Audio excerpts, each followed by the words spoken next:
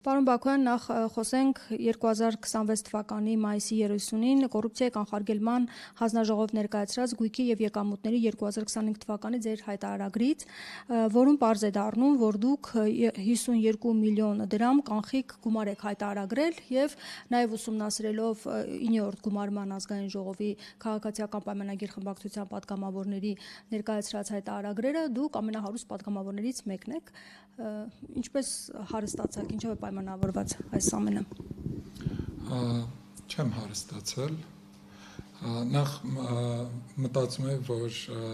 9-րդ գումարման խորհրդարանի մասին բովանդակային հարց կտակ, բայց այո, ուրախ եմ, որ դա արձանագրում եք,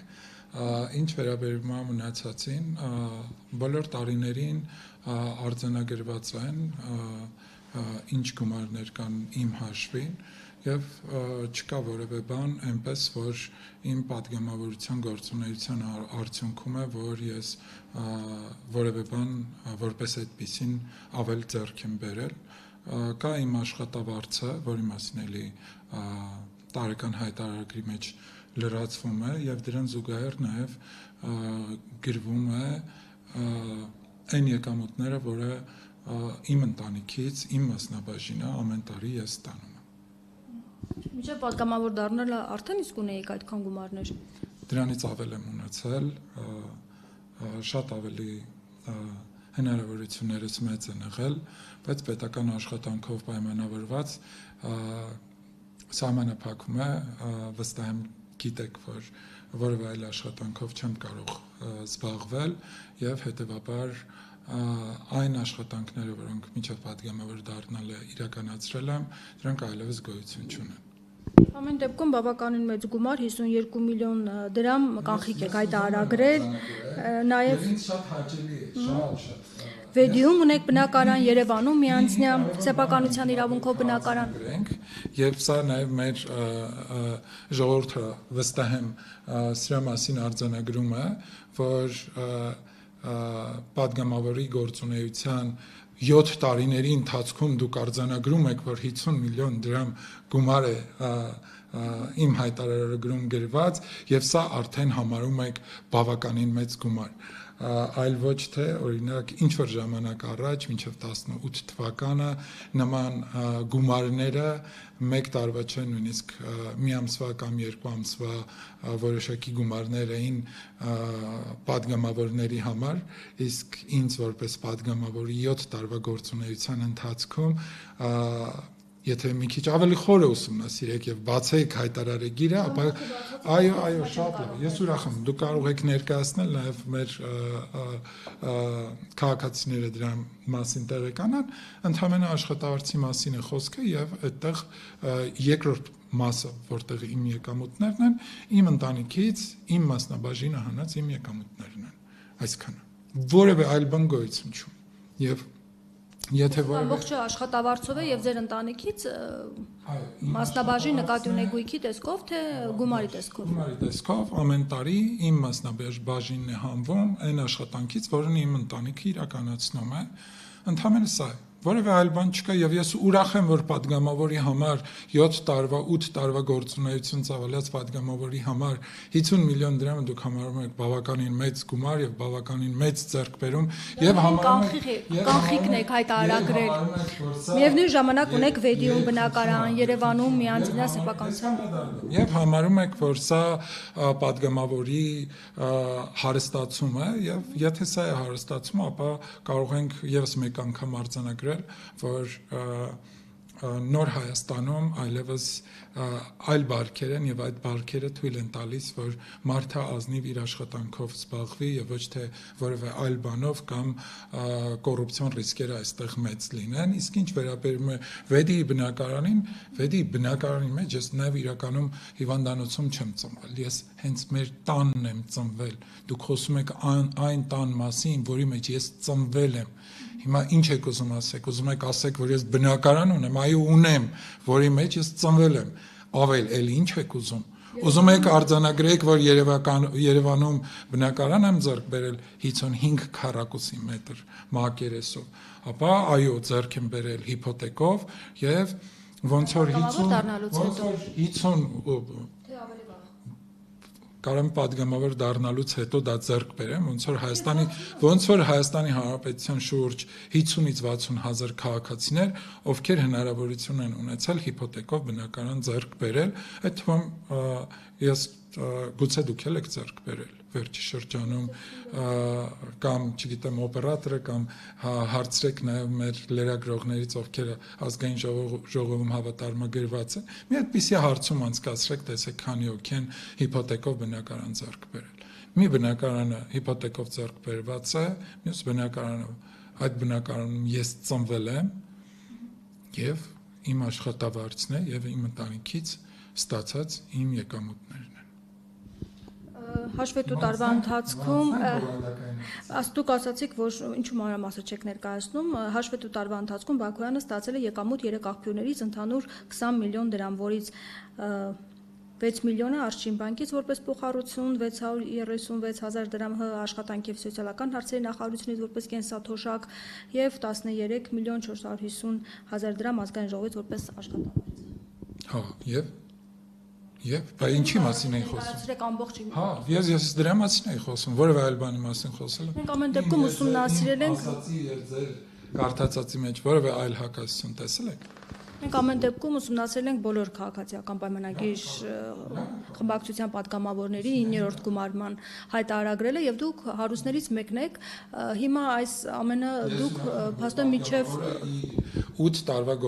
ծավալած գործունեության արդյունքում, երբ որ 50 միլիոն դրամ գումար է իր հայտարարագրում ներառել, կանխի գումարի մասն է խոսքը, բայց եթե դուք կարդում եք մնացած տեղերում նաև փորձում են ներկայացնել, որ օրինակ հաշիվներին ինչ գումար կա, կարող եմ ասել նաև այդ գումարները այնպես չի, որ կանխիկ իմ տրամադրության տակ են, դա իմ ընտանիքի ինչով զբաղվում է, ներդրվում է դրա մեջ, տարվա մի ընթացքում դրա մեջ է ներդրվում, ինչ որ պահի դուրս է գալիս, նորից է ներդրվում, այստեղ է եւ մեծ հաշվով կանխիկ այդ գումարները իմ ձեռքում չեն։ Դուք ասում եք 7 տարվա պատգամավոր եմ, զարմանալի չէ, մյուսներն էլ են 7 տարվա պատգամավոր, բայց այդքան գումարներ չէին հայտարարագրել։ Գիտեք, ես որևէ այլ պատգամավորի մասին թույլ տվեք իմ գործընկերների մասին չխոսել, բայց ես արձանագրում եմ փաստը, որ 7 եւ արդեն 8 տարվա պատգամավորական գործունեություն ծավալող մարդ մասին եք խոսում եւ համարում եք, որ դա հարստություն է, պատգամավորը 50 միլիոն դրամով հարուստ է։ Ես ուրախ եմ, որ մեր քաղաքականության արդյունքում մենք հասել ենք նրան, որ ոչ թե պատգամավորին հիմա դուք արձանագրում եք, որ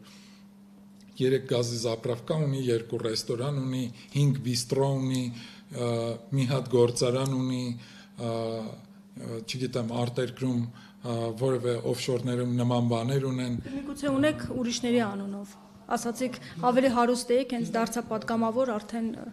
չեմ զբաղվում բիզնես գործունեությամբ։ Չեմ զբաղվում, որևէ այլ գործունեություն չեմ ծավալում եւ ունեցած գումարներից գալի մասն էլ ծախսվել է։ Որոշեցիք շարունակել գործունեությունը պատգամավորի կարգավիճակում այս դեպքում։ Քաղաքական թիմը որոշել ենք շարունակել ծառայել մեր ժողովրդին, Հայաստանի Հանրապետության քաղաքացիներին եւ Հայաստանի Հանրապետությանը։ Առաջադրվեցիք մարդու իրավունքների պաշտպանի հանձնաժողովում որպես տեխնացու, բայց հնարավոր է, որ ընդդիմությունից այդ պաշտոնը զբաղեցնեն։ Ինչպես է լինելու, դուք արդեն ունեք տեղեկություններ, ինչ որոշում կա այս մասով։ Որևէ տեղեկություն նման հարցերը կարող եք օրինակ ընդդիմությանը տալ, նույնիսկ ընդդիմությանը տալուց էլ դուք չեք կարող իմանալ, որովհետև հնդած են որոշվում, որ ֆրակցիաները, որ հանձնաժողովներն են վերցնում։ Ես շարունակելու եմ իմ պատգամավորական գործունեությունը մեծ սիրով իրականացնել հանուն մեր երկրի, հանուն Հայաստանի Հանրապետության քաղաքացիների, հանուն այսօրվա եւ հանուն վաղվա։ Ձեր աշխատանքը արդյունավետ եք համարում ազգային ժողովում եւ այն հանգամանքը, որ շատերը չանցան 9-րդ գումարում հենց քաղաքացիական պայմանագիր խմբակցությունից դուք անցաք։ Ինչով էր պայմանավորված։ Գոհ է Փաշինյանը ձեր աշխատանքից, ձեր թիմակիցներն են գոհ եւ ինչով եք աչքի ընկել։ Գիտեք, կոռեկտ չեմ համարի իմ աշխատանքի մասին խոսելու, ներկայացնելու, եթե չեմ սխալվում, ձեզ կարող եմ տրամադրել լրագրողներից մեկը աշխատանքեր իրականացրել ազգային փոքրամասնությունների իրականացրած աշխատանքի մասին անցած 5 տարիների ընթացքում, եթե չեմ սխալվում, եւ կարող եք դուք էլ ուսումնասիրել եւ տեսնել ինչ օրենսդրական նախաձեռնություններով եմ հանդես եկել, ինչ աշխատանքներ եմ իրականացրել, հանձնաժողովի նախագահությունը ստանձնելուց հետո ինչպիսի աշխատանք ենք իրականացրել, տարբեր թվեր կան, օրինակ կարող եք դրանք արձանագրել, կարող եք տեսնել օրինակ ամենաշատ մարզային այցեր իրականացրած հանձնաժողովը, որ հանձնաժողովն է քաղաքացիներին հանդիպած հանձնաժողովներից մեկը, որ հանձնաժողովն է, բազմաթիվ աշխատանքներ ենք իրականացրել եւ ես կոռեկտ չեմ համարի, որ իմ աշխատանքի մասին ես ներկայացնեմ, քանի որ դուք դրա բոլոր հնարավորությունները, ռեսուրսները ունեք, կարող եք խնդրում եմ եւ ուրախ կլինեմ նույնիսկ շնորհակալ մի փոքր հետազոտություն իրականացնել եւ ներկայացնել հանրությանը պատգամավորական գործունեության մասին։ Պարոն Բակոյան, բայց դուք նաև կաշկանդված եք այն հարցերում կամ միգուցե կաշկանդված եք, երբ որ ընդդիմադիր գործիչների նկատմամբ կալանավորումներ, ձերբակալություններ են լինում, կանանց են կալանավորում, եւ դուք որպես մարդու իրավունքների պաշտպան հանձնաժողովի նախագահ չեք ներկայացնում ձեր դիրքորոշումը։ Օրինակ, մարդու իրավունքների պաշտպանը զեկույցներ է ներկայացնում, քննադատում է, բայց ձեր կողմից միշտ չէ որ տեսնում ենք հայտարարություններ, ինչով պայմանավորված։ Թույլ տվեք չհամաձայնել ձեր ասացի հետ, դուք գիտեք, որ ազգային ժողովը առհասարակ վերահսկողական գործառույթ է իրականացնում եւ Հայաստանի Հանրապետության ՄԻՊ-ը այլ գործառույթ ունի,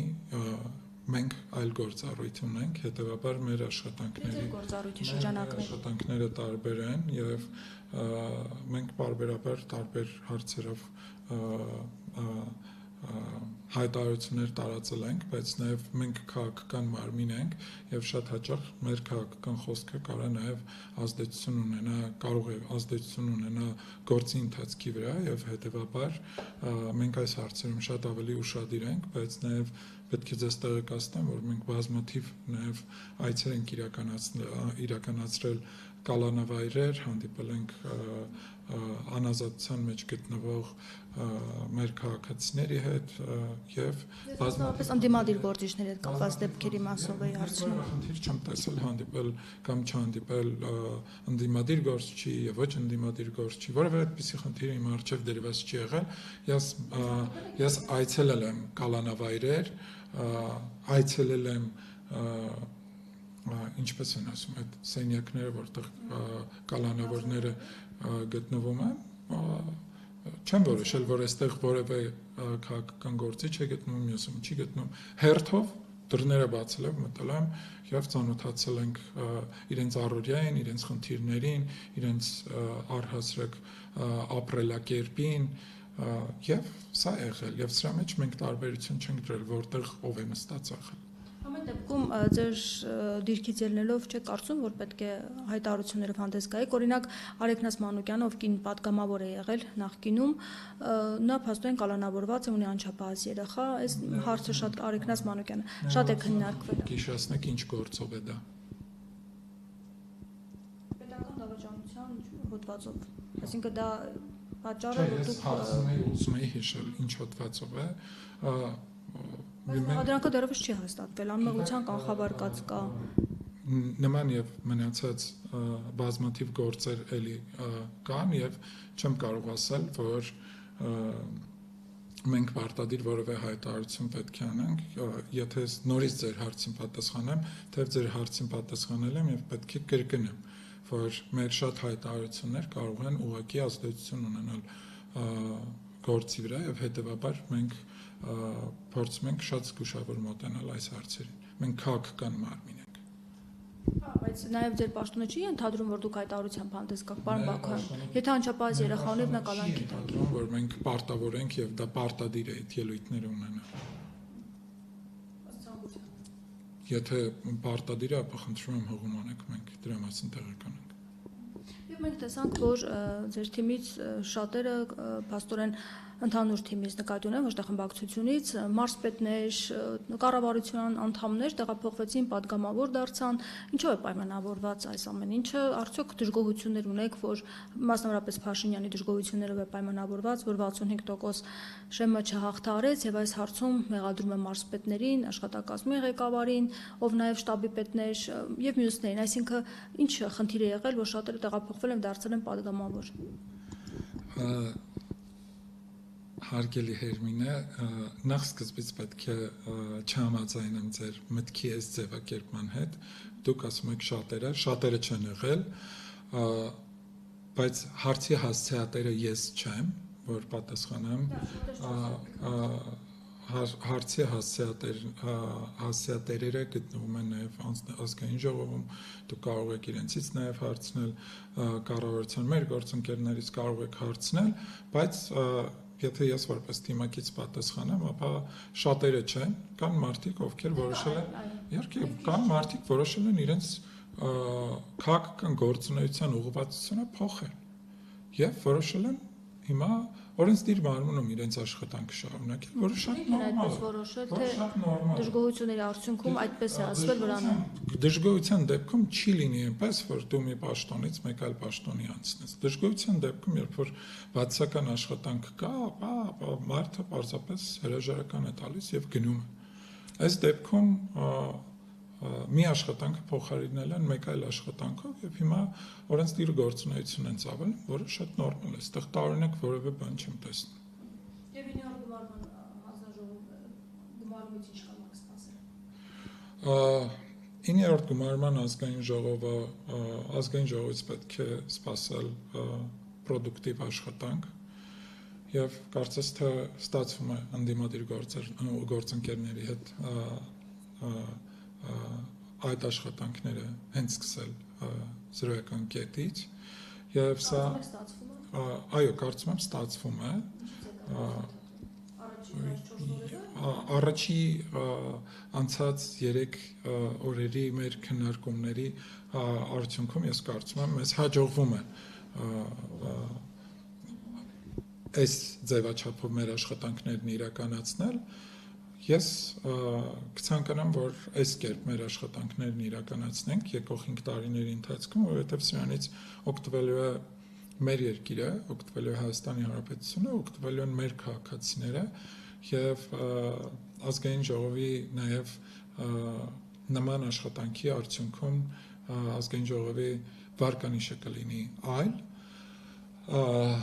եւ ես հույս ունեմ, որ մենք այս դրամաբանությամբ կգնանք, իսկ ինչ սպասել նաև ազգային ժողովից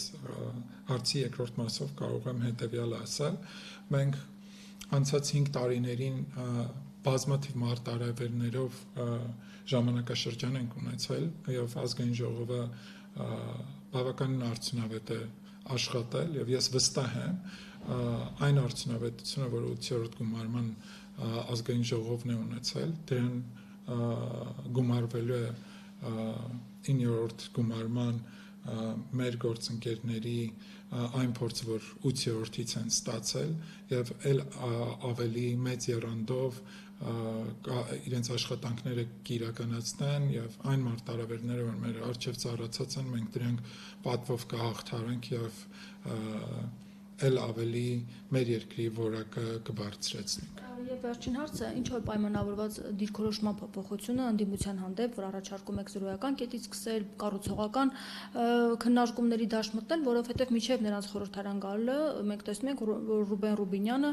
տեսաուղերձներով հանդես էր գալիս եւ ասում էր եկեք ձեզ կդաստիարակենք։ Հետո հանկարծ փոխվեց դիրքորոշումը եւ որոշեցիք, որ կառուցողական դաշտ պետք է մտնել Ինչով է պայմանավորված այս կտրուկ փոփոխությունը։ Կտրուկ փոփոխություն չկա եւ չի եղել։ Մենք 2021 թվականին էլ ենք կոչ արել, երբ ազգային ժողովի աշխատանքները սկսել ենք։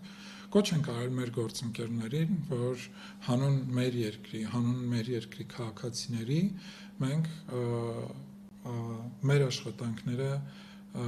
բացարձակ այլ որակով իրականացնենք, որը մեզ չի հաջողվել, որովհետև այս աշխատանքները մի կողմանի չի, որ պետք է իրականացնել, կա երկրորդ կողմը եւ այդ կողմը ընդդիմությունն է եւ մեզ չի հաջողվել ընդդիմությանը բերել այս դաշտ եւ մեր աշխատանքները ավելի արդյունավետ իրականացնել։ Միշտ կային հանձնաժողովների նիստերի Խնդրում եմ թույլ տվեք ասել, որ ապա տեղեկատվություն մի տարածեք ապա տեղեկատվություն։ Ռիսկը այնքան մեծ է, որ գուցե նաև մենք որոշում կայացնենք, որ ինչ-որ փուլում նաև մանդատներից զրկել այն պատճառով, որ բացականների թիվը, բացակայությունները այնքան շատ էին։ Հետևաբար խոսում է այն մասին, որ չեն եկել եւ հանձնաժողովի աշխատանքներին չեն մասնակցել հիմնականում, ազգային ժողովի լիագումար նիստերին չեն մասնակցել եւ բազմաթիվ աշխատանքների չեն մասնակցել։ Եվ մենք կոչ ենք արել նաեւ ընդդիմադիր մեր գործընկերներին 9-րդ գումարման խորհրդարանում աշխատանքները սկսելուց, որպեսզի մենք չունենանք այն վարկանիշը, որ ունեցել ենք, շատ ավելի բարձր վարկանիշ ունենանք եւ ավելի արդյունավետ աշխատանք եւ մեզ որպես իշխանության մեզ անհրաժեշտ է ընդդիմություն, որը թիրախային աշխատանք կիրականացնի, մեզ կքննադատի մեր այն աշխատանքների համար, որտեղ մենք գուցե դանդաղում ենք, գուցե թերանում ենք եւ մենք կնկատենք այդ աշխատանքները շատ ավելի արդյունավետ կիրականացնենք, որը նպաստում է մեր երկրի շահերից։